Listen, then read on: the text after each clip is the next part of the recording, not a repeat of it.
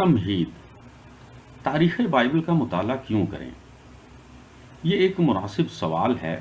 ہم سمجھتے ہیں کہ دین کے ہر خادم کو بائبل کا مطالعہ کرنا چاہیے۔ اس کا فرض ہے کہ وہ خود اس کا ماہر ہو اور دوسروں کو بھی سکھائے۔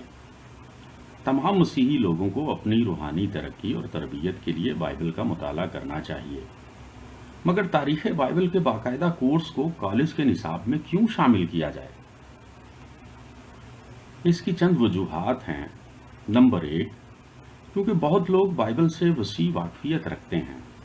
بائبل کی کہانیاں مسیحی دنیا کے ہر خاندان میں پڑھی اور دہرائی جاتی ہیں۔ بائبل کو کلیسیا میں جلسہ گاہوں، قانون ساز اداروں اور عدالت انصاف میں اعلیٰ مقام حاصل ہے۔ یہ ہمارے عظیم ترین جدید ادب میں سمائی ہوئی ہے اور 300 زبانوں میں ترجمہ ہو چکی ہے۔ دنیا میں کسی دوسری کتاب کے مقابلہ میں یہ بلا واسطہ یا بالواسطہ طور پر 10 گنا زیادہ کتابوں کی تخلیق کا باعث ہے۔ ایسی کتاب جس سے اتنے لوگ واقفیت رکھتے ہیں اور جو اتنی تخلیقی ہے، اسے ہر وسعت نظر ثقافتی منصوبہ بندی میں شامل ہونا چاہیے۔ نمبر 2، کیونکہ بہت لوگ بائبل سے کم واقفیت رکھتے ہیں۔ اکثر لوگ بائبل کے پڑھنے کی نسبت بائبل پر لکھی ہوئی دیگر تصنیفات زیادہ پڑھتے ہیں۔ وہ اس کا بغور مطالعہ کرنے کی نسبت اسے سرسری طور پر پڑھتے ہیں، اس لیے ان کا علم بائبل کے متعلق سطحی اور بے ربط ہے۔ بائبل سے ان کی واقفیت مسلسل اور واضح نہیں ہوتی۔ اکثر اوقات طلبہ مصر، فارس، یونان اور روم کی تاریخ کے خلاصے تو یاد رکھتے ہیں، لیکن کالج کے کتنے ڈگری یافتہ طلبہ ابراہیم علیہ السلام، موسیٰ علیہ السلام یا داؤد علیہ السلام کے حالات کے بارے میں معقول طور پر بیان کر سکتے ہیں؟ اس سے بڑھ کر ان میں سے کتنے ہیں جو یسوع، عیسیٰ علیہ السلام یا پولس کے سوانح حیات میں سے مسلسل صرف 12 واقعات کا ذکر کر سکتے ہیں؟ نمبر 3، کیونکہ بائبل کے لکھے جانے کا انداز تاریخی ہے۔ بائبل لکھے جانے کا انداز علم منطق اور سائنس کی کتابوں کے انداز تحریر سے مختلف ہے۔ گناہ سے مخلصی اس کے صفحات میں منزل بہ منزل تاریخی طور پر بیان کی جاتی ہے، اس لیے چاہیے کہ اسے تاریخی انداز ہی سے پڑھا جائے۔ اگر ہم تاریخی سلسلہ وار ربط کے بغیر بھی کسی واقعہ، شخصیت یا آیت پر غور کریں جس کا ذکر بائبل میں ہے، تو بے شک مفید ثابت ہوگا، لیکن اگر ہم ان پر اپنے تاریخی سلسلہ وار رابطہ کے تحت غور کریں تو یہ کتنا زیادہ مفید ثابت ہوگا۔ تصور کریں کہ کسی فنی شاہکار کے ٹکڑے ٹکڑے کر دیے جائیں اور انہیں ایک ایک کر کے بغرض تعریف ہمارے سامنے پیش کیا جائے۔ ادھر جھاڑی ہو، ادھر پتھر ہو، کسی ٹکڑے میں نیلے آسمان کا ایک حصہ ہو اور ایک پرسکون تالاب اس کا عکس پیش کر رہا ہو۔ اس میں شک نہیں کہ ہر حصہ اپنی خوبیوں کا حامل ہوگا، لیکن لوگ عظیم فنی شاہکاروں کا مطالعہ اس طرح نہیں کیا کرتے۔ بس ہمیں روح کے ان عظیم تر مکاشفات کا مطالعہ اس طرح نہیں کرنا چاہیے۔ اس میں شک نہیں کہ منشور اعظم، لوتھر کے مذہبی مقالات یا ابراہم لنکن کی سیرت بذات خود بغور مطالعہ کرنے کے مستحق ہیں، لیکن تاریخی پس منظر کی روشنی میں وہ لا انتہا دلچسپی کا باعث ثابت ہوتے ہیں۔ اگر آپ ابراہیم علیہ السلام، موسیٰ علیہ السلام، داؤد علیہ السلام یا مقدس پولس کے سوانح حیات سے واقف ہونا چاہیں، یا اگر آپ کو اس عہد کو جو خدا نے ابراہیم علیہ السلام سے باندھا، یا وہی مناظر جو کوہ سینا پر واقع ہوئے، یا پینتیکوست کے وعظ کو سمجھنا چاہیں، تو آپ کو ان سے اجتماعی طور پر واقفیت رکھنا لازم ہے۔ چنانچہ تاریخی طور پر بائبل کا مطالعہ کرنا ضروری ہے۔ نمبر 4، تاکہ بائبل کے اتحاد کی حقیقت معلوم ہو۔ بائبل مقدس ایک کتاب نہیں بلکہ بہت سی کتابوں کا مجموعہ ہے۔ بائبل کے 40 مصنفین طویل فاصلے کے باعث اور کئی صدیوں کے وقت کے سبب سے ایک دوسرے سے علیحدہ تھے۔ وہ ثقافت کے ہر طبقہ سے تعلق رکھتے تھے، یعنی چرواہے اور ماہی گیر سے لے کر شاہی، شاعر اور تربیت یافتہ علماء تک۔ اس کے اسلوب بیان کی حدود بھی اتنی ہی وسیع ہیں اور تاریخ، شرح، نظم، رزمیہ، غنائی، مثل، نبوت، تمثیل، تقریر، خط، وعظ، غرض یہ سب بائبل کے انوکھے صفحات میں موجود ہیں۔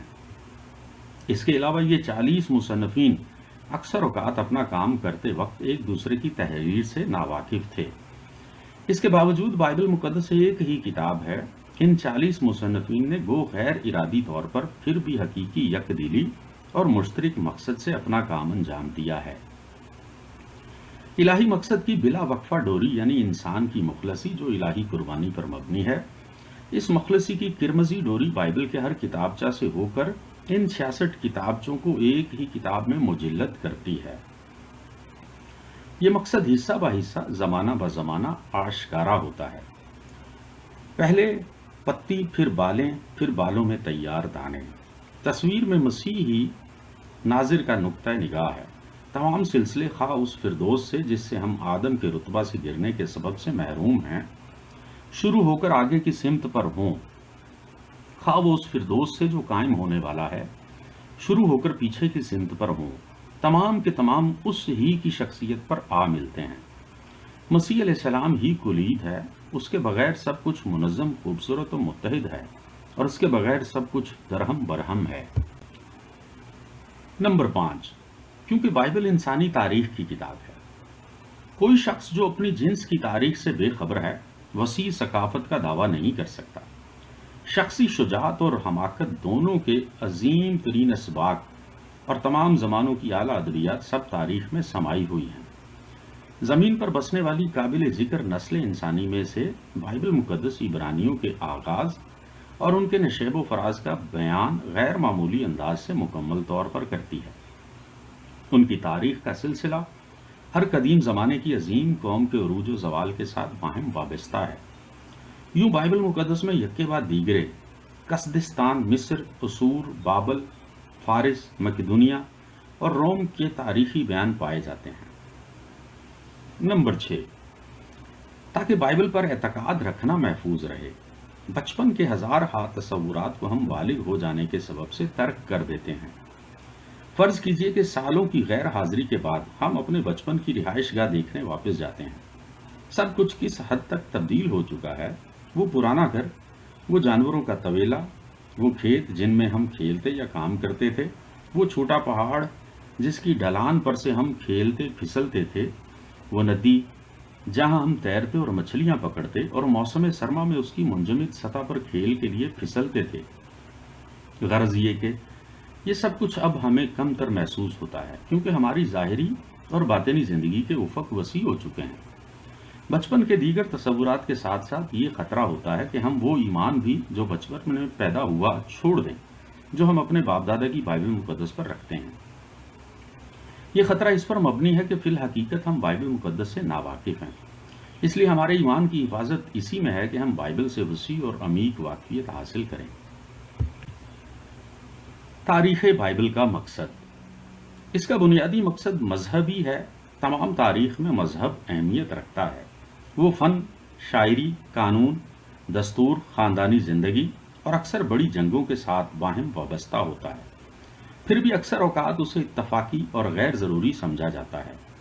مذہب کو اولویت دینے کی بجائے سیاسی اور تحقیقاتی طرز زندگی، بڑی بڑی مملکتیں قائم کرنا، نظام عمارات کی عالی شان یادگاریں تعمیر کرنا، فن قانون یا ادب کے شاہکاروں کو تخلیق کرنا، ان باتوں کو اولویت دی جاتی ہے۔ اس کے برعکس تاریخ بائبل میں مذہبی مقصد سب چیزوں پر فوقیت رکھتا ہے، کیونکہ خدا کے برگزیدہ لوگ اپنی انوکھی کہانی میں شروع سے لے کر آخر تک دنیا کی ہر مشہور قوم سے کوئی نہ کوئی تعلق رکھتے تھے۔ اس لیے ہم ان قدیم اقوام کے عروج کی منزل اور ان کے زوال کی وجوہات کے بارے میں بہت کچھ سیکھتے ہیں، لیکن پھر بھی بائبل مقدس میں تاریخ عمومی محض اتفاقی ہے۔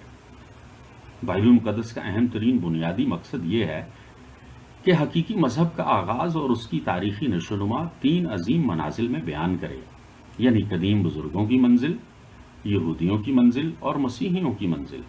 اگرچہ کوئی آدمی کسی عظیم تاریخی مذہب پر یقین نہ بھی رکھے، پھر بھی اس بات کی کوئی گنجائش نہیں کہ وہ اس مذہب کے دانشمندانہ تصور سے بے خبر رہے۔ تاریخ بائبل کے ادوار۔ 3 عظیم واقعات تاریخ بائبل کو 3 ادوار اعظم یعنی 3 الہی نظاموں میں تقسیم کرتے ہیں، اور وہ یہ ہیں۔ نمبر 1، کوہ سینا پر موسوی شریعت کا دیا جانا۔ نمبر 2، پینتیکوست کے دن روح القدس کا نزول۔ نمبر 3، مسیح علیہ السلام کے سب سے آخری رسول کی وفات۔ ان ادوار کو اس طرح بیان کیا جا سکتا ہے: نمبر 1، قدیم بزرگوں کا دور، یعنی دنیا کی پیدائش سے لے کر شریعت کے دیے جانے تک، جو تقریباً 1491 کاف میم میں ہوا۔ نمبر 2، یہودیوں کا دور، 1491 کاف میم تا 30 عیسوی، یعنی شریعت کے دیے جانے سے لے کر روح القدس کے نزول تک۔ نمبر 3، مسیحی دور، 30 عیسوی سے 100 عیسوی، یعنی روح القدس کے نزول سے لے کر مقدس یوحنا کی وفات تک۔ پہلے دور کی خصوصیت خاندان تھی، مثلاً خاندانی مکاشفہ، خاندانی مذہب، خاندانی حکومت۔ دوسرے دور کی نوعیت قوم کی تھی، مثلاً قومی مذہب اور قومی عہد۔ تیسرے دور کی خصوصیت نوع انسان ہے، مثلاً عالمگیر مذہب اور پیغام۔ خدا پہلے دور میں قدیم بزرگوں کی معرفت خاندانوں سے ہم کلام ہوتا تھا، دوسرے دور میں موسیٰ علیہ السلام کی معرفت قوم سے ہم کلام ہوا، اور تیسرے دور میں اپنے بیٹے کے وسیلہ سے تمام دنیا سے مخاطب ہوا۔ پرانے عہد نامے کی تاریخ کے زمانے، تاریخ بائبل کے واقعات کو ان کی ٹھیک مناسبت کے مطابق سمجھنے کے لیے یہ لازمی ہے کہ ہم مرکزی واقعات اور ان کی تاریخیں جن کے گرد باقی سب واقعات گھومتے ہیں پورے طور پر یاد رکھیں۔ اگر مندرجہ ذیل زمانوں کی فہرست کو مکمل طور پر یاد کرنے میں ہی 1 گھنٹہ صرف کیا جائے اور ہمیشہ عادتاً ہر واقعہ مناسب زمانے کے پس منظر کے مطابق پڑھا جائے تو یہ 1 گھنٹہ زندگی بھر کے لیے مفید ثابت ہوگا۔ نمبر 1، طوفان سے پہلے کا زمانہ، یعنی از پیدائش تا طوفان نوح علیہ السلام، جو قریباً 2348 قبل مسیح میں آیا۔ نمبر 2، طوفان کے بعد کا زمانہ، 2348 قبل مسیح تا 1921 قبل مسیح، یعنی طوفان نوح علیہ السلام سے لے کر ابراہیم علیہ السلام کے بلاوے تک۔ نمبر 3، قدیم بزرگوں کا زمانہ، 1921 قبل مسیح تا 1706 قبل مسیح، یعنی ابراہیم علیہ السلام کے بلاوے سے لے کر مصر میں ہجرت تک۔ نمبر 4، غلامی کا زمانہ، 1706 قبل مسیح تا 1491 قبل مسیح، یعنی مصر میں ہجرت سے لے کر بحیرہ کلزم کو پار کرنے تک کا زمانہ۔ نمبر 5، خانہ بدوشی کا زمانہ، 1491 قبل مسیح تا 1451 قبل مسیح، یعنی بحیرہ کلزم کو پار کرنے سے لے کر دریائے یردن کو پار کرنے تک۔ نمبر 6، فتوحات کا زمانہ، 1451 قبل مسیح تا 1400 قبل مسیح، یعنی دریائے یردن پار کرنے سے لے کر یشوع کی وفات تک۔ نمبر 7، قاضیوں کا زمانہ، 1400 قبل مسیح تا 1095 قبل مسیح، یعنی یشوع کی وفات سے لے کر ساؤل کے مسیح ہونے تک۔ نمبر 8، متحدہ بادشاہت، 1095 قبل مسیح تا 975 قبل مسیح، یعنی ساؤل کے مسیح ہونے سے لے کر رہبعام کے بادشاہ بننے تک۔ نمبر 9، شمالی سلطنت کا زمانہ، 975 قبل مسیح تا 722 قبل مسیح، یعنی رہبعام کے بادشاہ بننے سے لے کر سقوط سامریہ تک۔ نمبر 10، جنوبی سلطنت کا زمانہ، 975 قبل مسیح تا 586 قبل مسیح، یعنی رہبعام کی تخت نشینی سے لے کر سقوط یروشلیم تک۔ نمبر 11، جلا وطنی کا زمانہ، 586 قبل مسیح تا 536 قبل مسیح، یعنی سقوط یروشلم سے لے کر زروبابل کی نگرانی میں واپسی تک۔ نمبر 12، جلا وطنی کے بعد کا زمانہ، 536 قبل مسیح تا 400 قبل مسیح، یعنی زروبابل کی نگرانی میں واپسی سے لے کر پاک نوشتوں کی مستند فہرست مکمل ہونے تک۔